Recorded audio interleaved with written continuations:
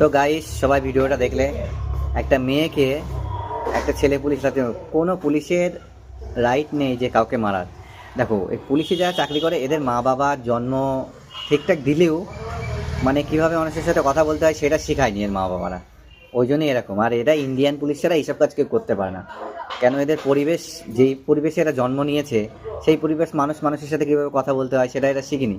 এইসব কাজ শুধু একমাত্র ইন্ডিয়ান পুলিশ ছাড়া কেউ পারে না। কেন, এদের মা বাবা যদি এদের মানুষের সাথে কথা বলতে শেখাতো তাহলে এইসব কাজ কি থরি করতো? একটা মেয়ের গায়ে হাত তুলে, ও বোঝা গেছে ও বাড়িতে ওর বউ মনে হয় দেয় না, তাই একটু মেয়েদের গায়ে হাত তুলে একটুখানি মজা নিচ্ছে। শুধু একমাত্র ইন্ডিয়ান পুলিশ ছাড়া এইসব কাজ কেউ করতে পারে না। আর এইসব পুলিশদের শাস্তি দেবে কি জানো? ধন কেটে, হাত পা কেটে, তারপর গলায় ফাঁসি দিতে হবে। কেন, এরা সবকটাই ক্রিমিনাল, এই ইন্ডিয়ান পুলিশ।